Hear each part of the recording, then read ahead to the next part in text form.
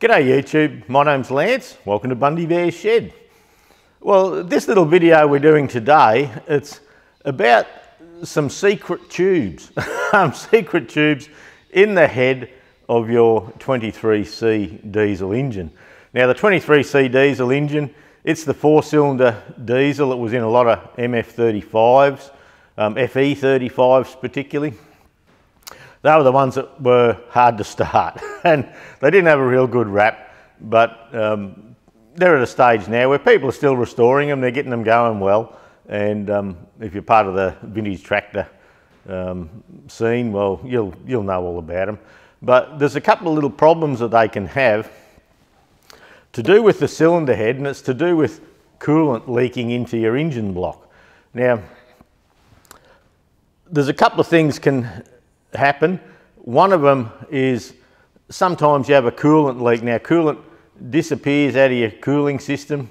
It ends up into your engine oil and you can't quite work out where it is. Every time you pull the head off, you have a look, you can't find anything. And I actually have a 23C tractor that I bought off my neighbour Grumpy Dave, and him and a mate of his put an engine kit in. And after almost straight away again, they put an engine kit in because it was getting oil into the, coolant into the oil. So they put an engine kit into the tractor, and almost straight away after leaving it sit for a while, it had a bit of water getting into the engine oil, into the sump. So they stripped it down, had a look what they'd done wrong, couldn't find anything, put it all back together again, still did the same thing. So they presumed it was a head gasket faulty or something, so they got one of the local field service Massey Ferguson blokes in. He put a new head gasket on it, exactly the same. So I think they had to head off 3 or 4 times over time. And in the end, it got into too hard basket. He said, get this thing out of here, I've had enough of it. And I've ended up with it in my shed. So I tested the cooling system, I drained the oil and got my hand up inside to make sure I got any moisture out.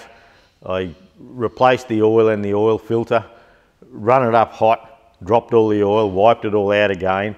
And I did that a couple of times until the engine oil was beautifully clean. You got to remember, it just had an engine rebuild, so it hadn't done any work really. And with the water in the and the milky oil, well, you know, things weren't all black and nasty. So I got it going like that. I pumped the radiator pressure up to 20 pounds per square inch, and I run that thing for 4 hours out the front of the shop here, out in front of Bundy Bear's shed, and couldn't make it play up at all.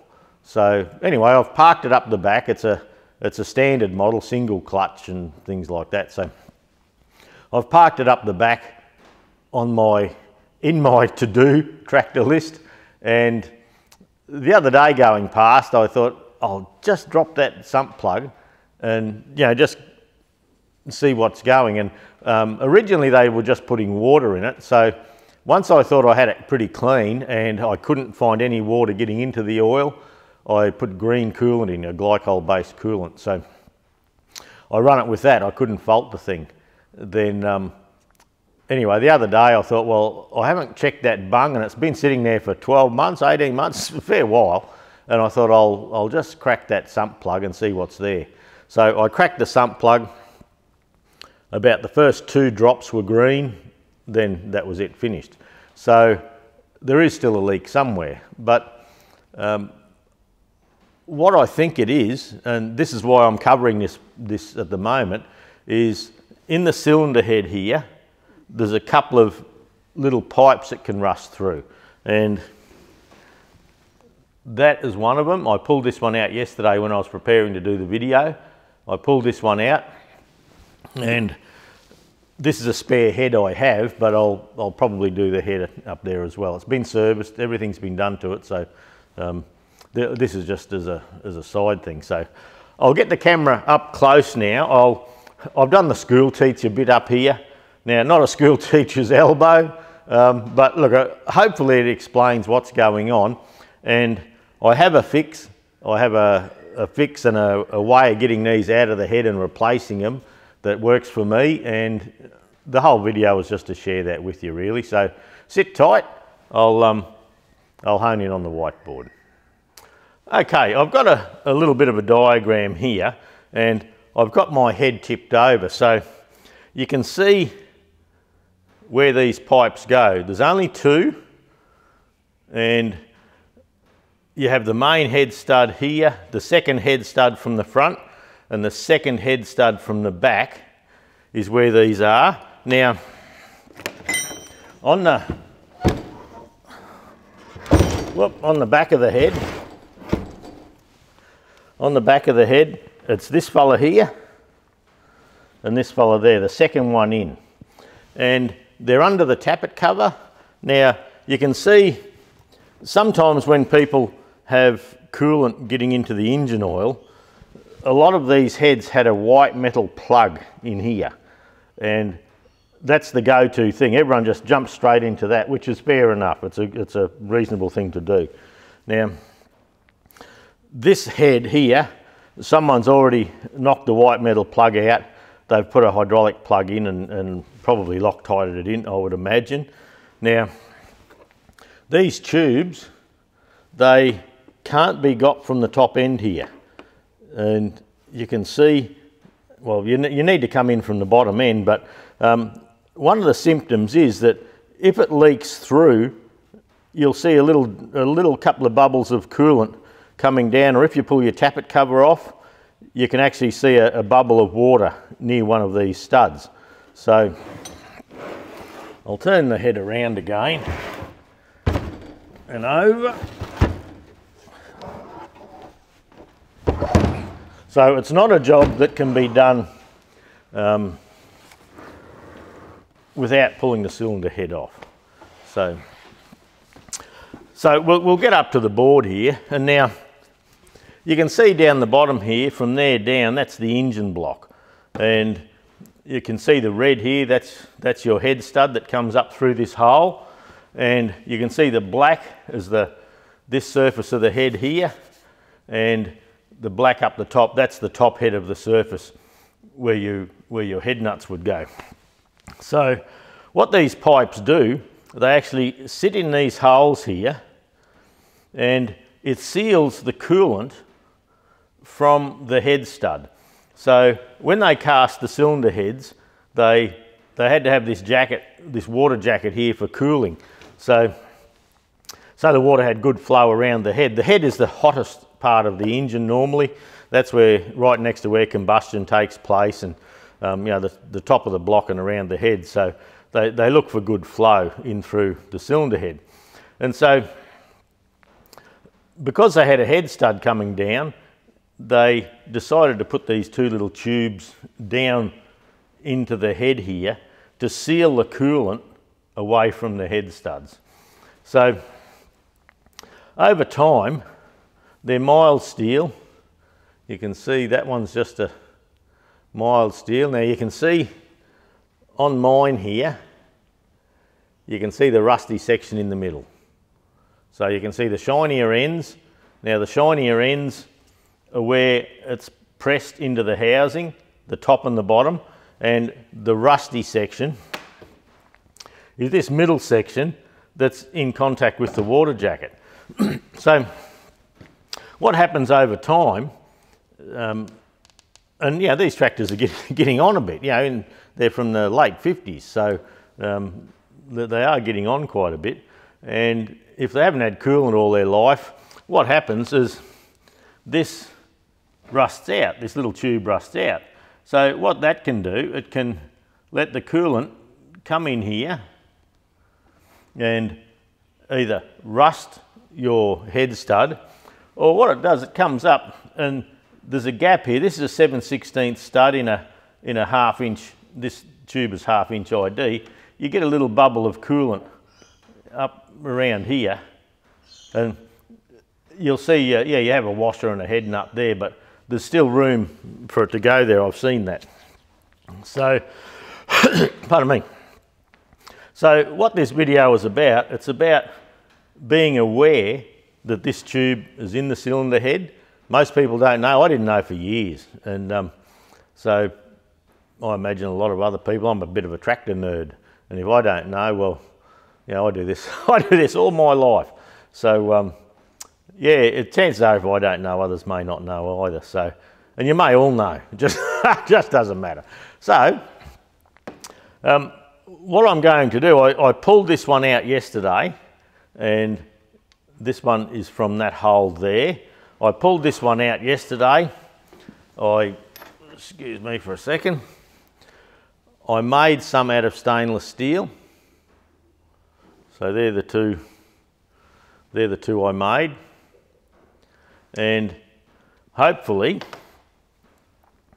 I can get them thumped in there, pressed into the head and sealed up, so that for the rest of the life of this engine, as long as that cylinder head is good, we can't have water intrusion that way there. So I'm thinking with the tractor I bought off Grumpy Dave, that Grumpy Dave put the new engine kit in, and they did the head many, many times. I didn't even know about this at the time, these tubes.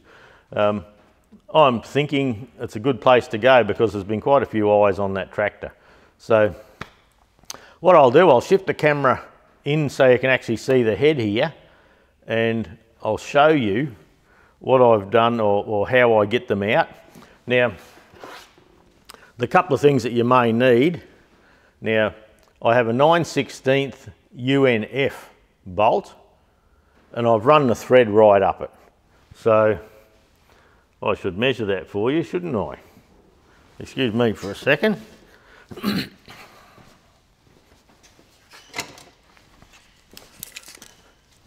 So it's a 9/16 UNF bolt, and mine's 3 1/4 inches long. And look, that's just because that was what was in my scrap bin. So, so I have a 9/16 UNF bolt that I run the thread down with a die nut, and then run a nut down. I have a Ferguson wheel nut. Now I think it's a TE20 rear wheel nut from memory, and I just ground that nice and smooth on the end.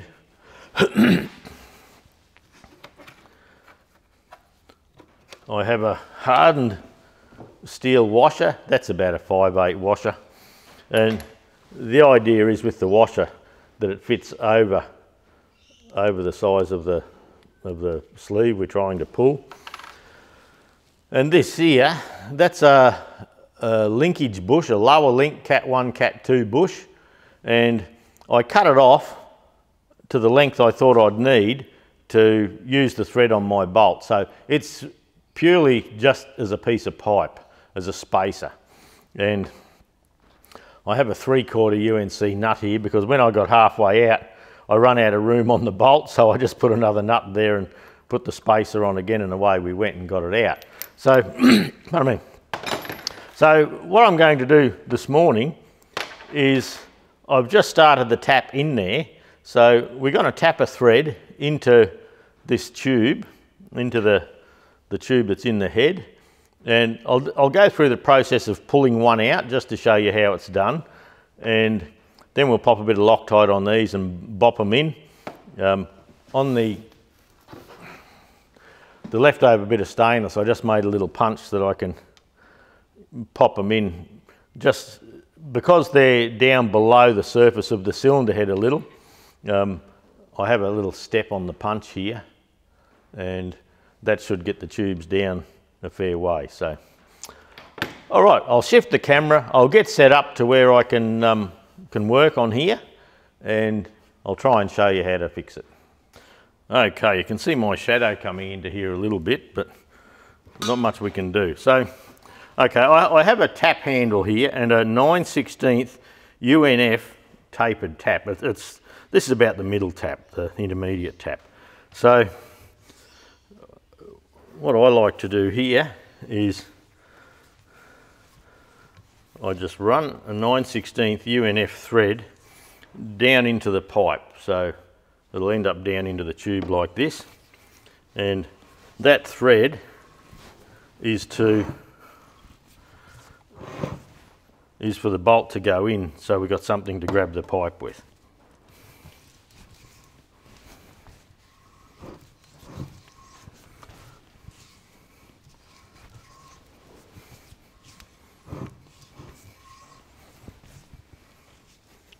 Go fairly deep, you know, you want it to, I've got it on the bench here sliding around everywhere, but that's all right, it just doesn't matter.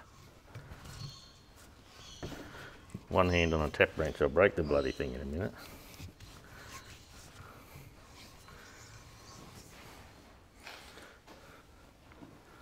And I'll pop a bit of oil down the hole there.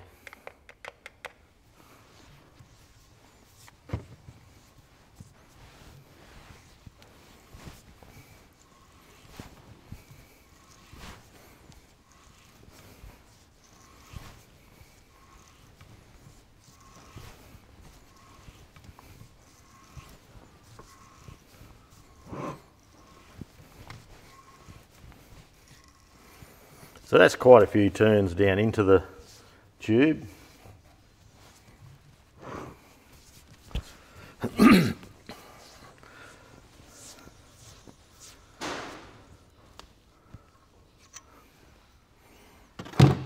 And we have a reasonable thread.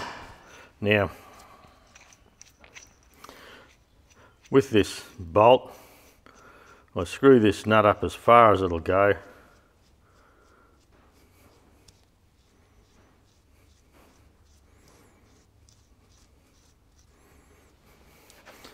Then I'll put the spacer on, and then just the washer to start with, and screw that right down.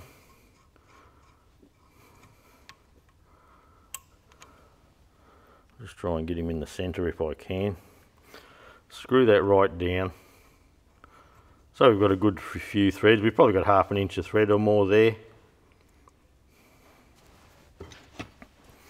And I'll tighten him up with my 13/16 spanner. This is an old bolt, the spanner's a bit sloppy.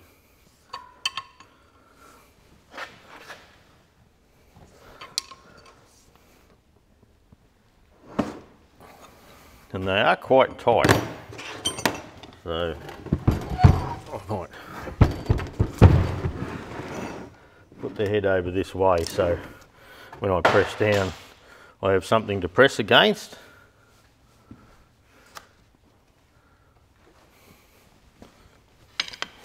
I'll put a bit of wood, under this edge. Yep, you can still see that.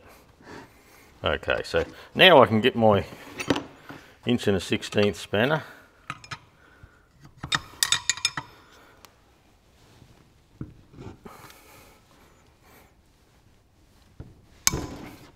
See that little crack? I think that was just it coming loose.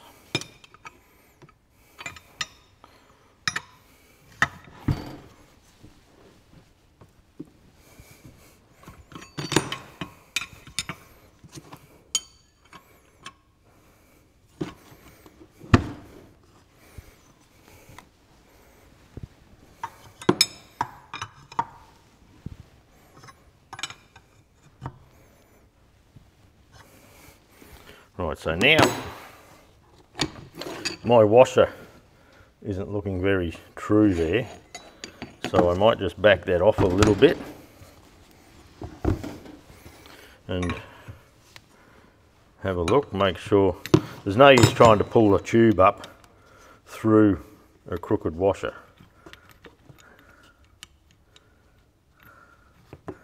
I'll try and line him all up again.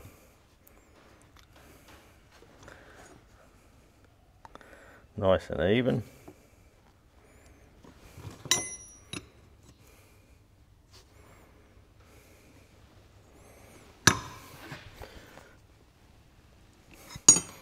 Okay, feels like it does feel like it's coming. My pipe's way crooked now, but anyway.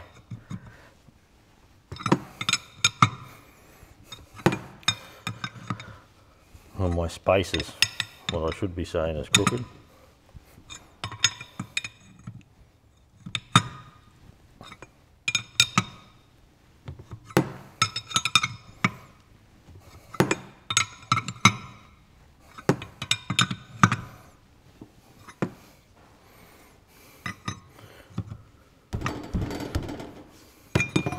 Now I'll loosen this off. I just want to check that we're sitting coming through the washer nicely.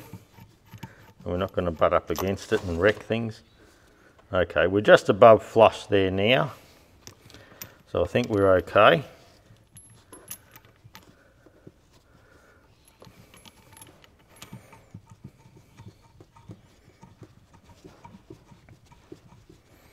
But yeah, get quite a few threads into it if you can, just to give yourself a good pulling surface.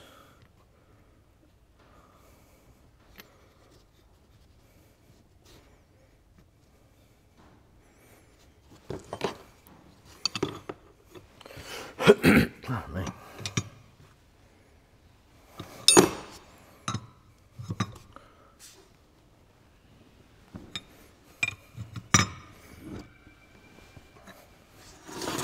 That's why we don't need the other spanner.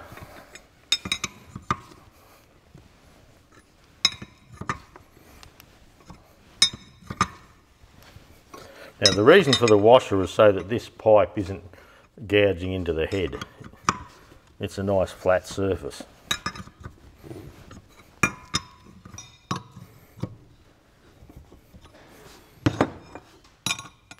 Feels like it should be popping out any second now, but probably fight me till the end.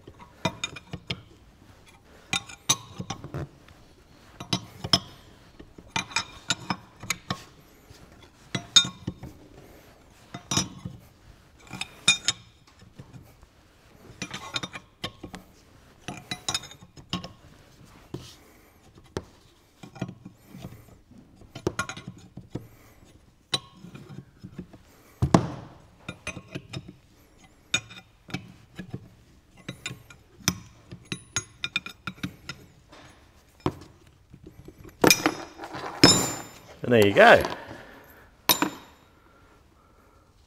So there's our pipe. Look, it's very rusty. So if you're doing a cylinder head up, it's certainly something that it can be well worth looking at. So I'll bring the head over now. Put a bit of board under there. So that's the one we just pulled. That's the one I had out yesterday. So I'll go and get a bit of emery tape and we'll try and clean down the holes and make sure there's no rust. Okay, what am I doing here? Well, I've got the bolt and I've got a bit of emery paper around the outside of the bolt, and I'm getting right down and I'm just trying to make sure that the two surfaces that this tube seals on is nice and clean. Both the top and the bottom one.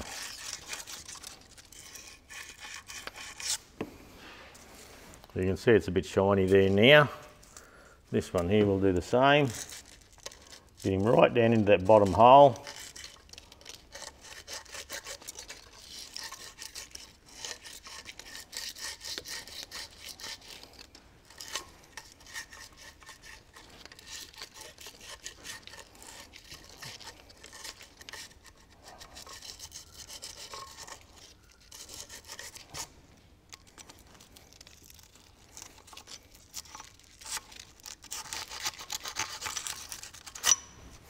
Okay, bit of brake cleaner.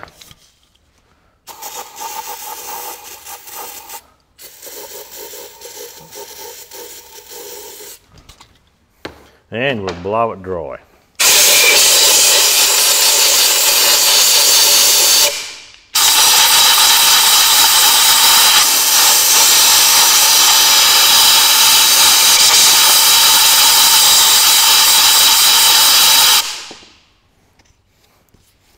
Okay, so we're presuming that's nice and clean. That's all we can do. So these two spaces that I've made, we'll just give them a bit of a tidy up with brake cleaner. And look, the only reason is so I know it's not oily.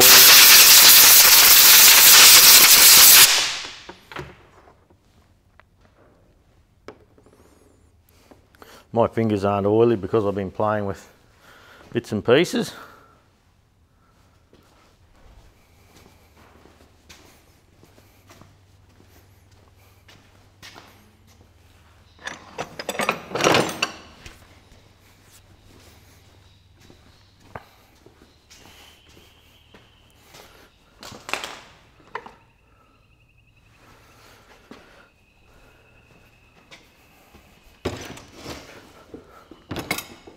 Now you all know I like a big hammer, and I've gone and got the big hammer. I'm going to put a little bit of Loctite retaining compound on these, and the reason I'm putting the retaining compound on is that where it goes down in the bottom there, it's just a precaution really. So if we run it around the bottom of the new pipe, when it goes through this top thread here, it'll be good to go.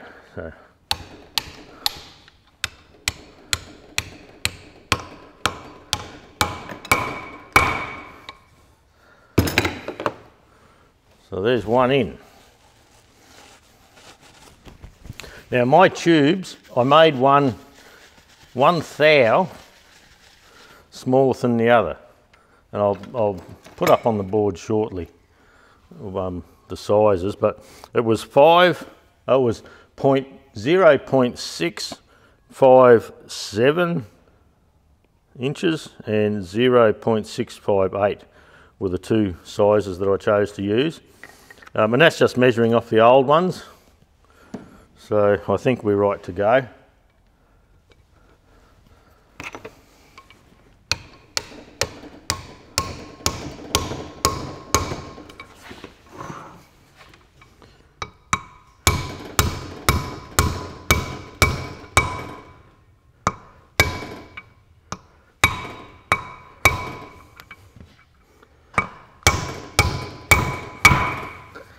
Okay, so that's down there too.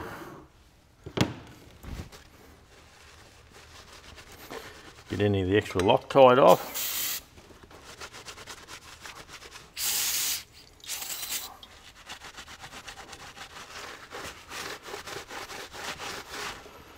Now that cylinder head should be right for many, many years to come. Now, I suppose there's something else we should talk about. I'll move the camera up again.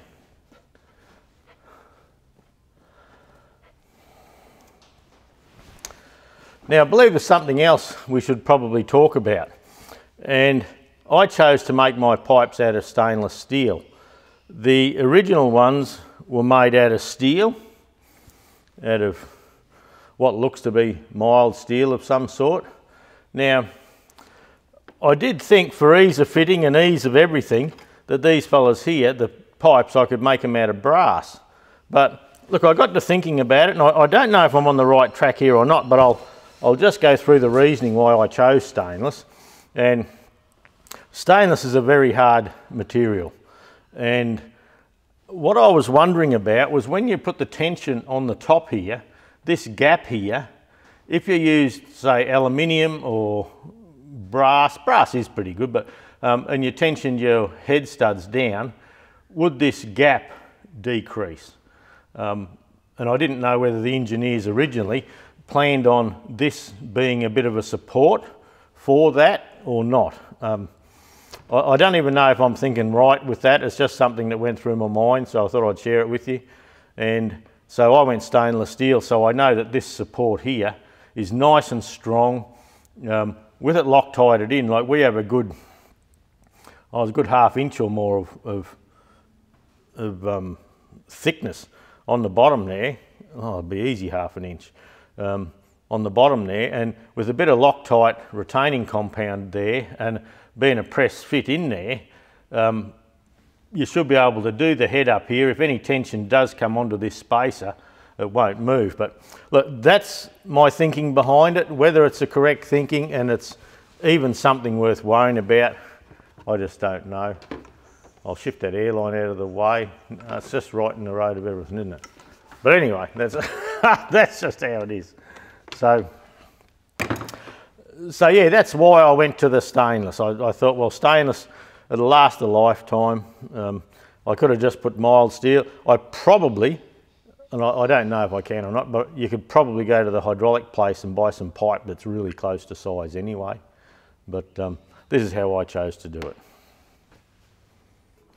Well, there you go. That's the video on the secret tubes, the secret pipes. No one knows about them. Well, not no one. But look, I hope that's of help. If you're doing up a 23C engine, certainly look at that. I have a TEF20 with a standard Motor Company 20C engine.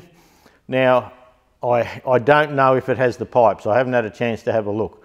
The 20C and the 23C did some things similar, but other things are way off. So I don't know if it has it or not. But if you're doing a TEF20 tractor with a 20C diesel engine, certainly have a look and see if they've done something the same. I don't know if they have. If you're doing a 23C engine, you're putting all your time and money into this engine and you're getting it all sparkly and shiny and new engine kit and the whole thing. Take time and do those tubes. It would be so disappointing to put all the time and money into it, and with all the expense nowadays doing it, certainly do it. So if you're engine reconditioning for someone or something like that, it's a bum covering measure. You don't want to send an engine home and have trouble like that. So back to the telltale signs, if particularly those two head studs are quite rusty, it could well be those. People just pop a new set of head studs in and away they go. Just be aware of it's the main thing. And yeah, this tractor game, it's not a game of secrets, it's a game of sharing knowledge. So thanks for dropping by. I hope you got something out of this. And yeah, look, we'll catch you next time, mate.